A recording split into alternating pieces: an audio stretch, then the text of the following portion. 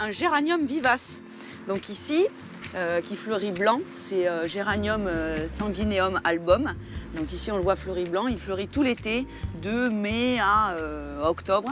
Et vous avez cette belle pivoine immaculée qui a une odeur très particulière, très florale.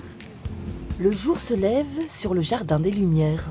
Cette promenade fleurie qui s'étend le long des berges de la Garonne est la réalisation paysagère emblématique de la ville de Bordeaux. C'est l'heure à laquelle les jardiniers s'affairent autour de ce joyau. Pour son entretien, ils ont recours à des techniques alternatives depuis l'abandon il y a 8 ans des pesticides et des herbants. Ces personnes-là, lorsqu'elles sont sur le jardin, font essentiellement du désherbage manuel, de la taille, du découpage de bordures, de l'entretien au niveau des fleurs fanées.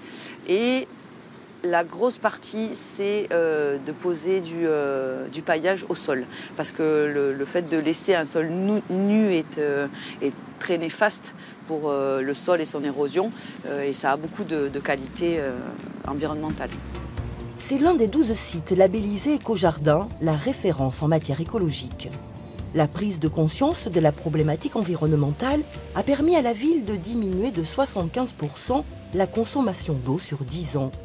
Dans l'optique d'un fleurissement durable, Bulbes et Vivaces remplacent les 20 000 plantes annuelles qu'il fallait renouveler chaque année.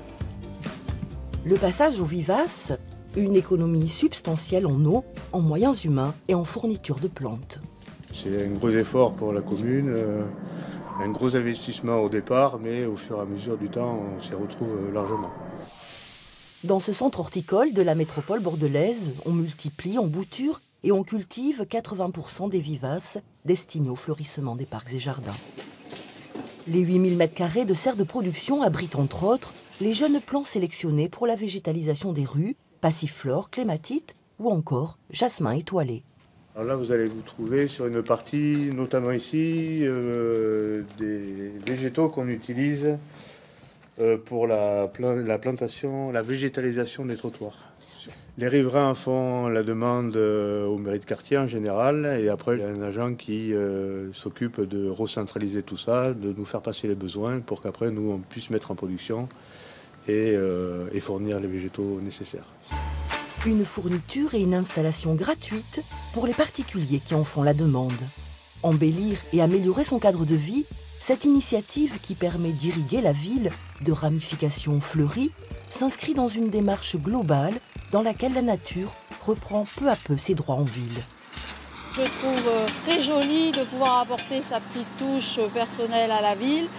Moi, je vais y mettre des fleurs que j'aime beaucoup, qui sont des volubilis. Ça fait comme des lianes qui vont monter sur mon balcon et ça fait des grosses fleurs qui s'ouvrent le matin, se ferment le soir. Mais tous les matins, c'est un nouveau paysage et je trouve ça très joli.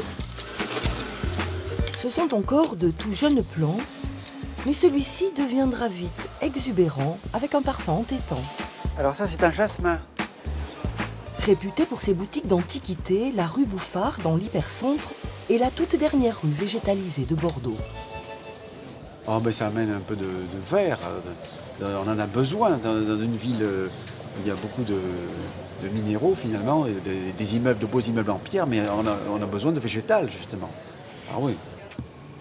Rendre la ville attractive, mais dans une démarche d'écologie urbaine, répondre aux attentes des citoyens dans leur aspiration à partager des rues-jardins, le rôle des fleurs dans la cité est illimité.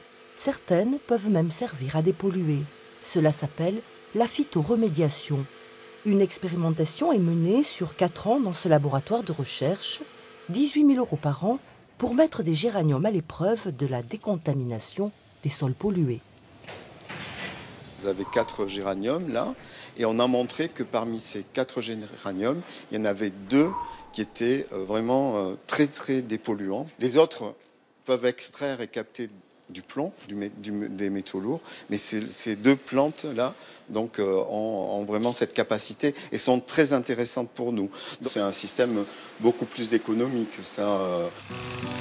Une solution prometteuse et efficace en passe de devenir une filière porteuse.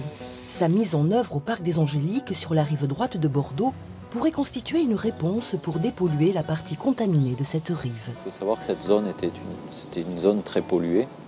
Donc on est obligé, nous, d'assainir ce sol, on est obligé de faire un travail de fond pour pouvoir réouvrir ce parc à la population et au public. Donc il y a tout un travail sur le sol, c'est un traitement, ça coûte très cher aujourd'hui. 10 millions d'euros par an pour finaliser cet aménagement. Ici, tout est mis en œuvre pour faciliter le retour à la biodiversité. Pari tenu, fleurs des champs et insectes ont opéré au fil du temps un retour spontané. C'est le coût de la préservation du patrimoine naturel, celui aussi de la qualité de vie.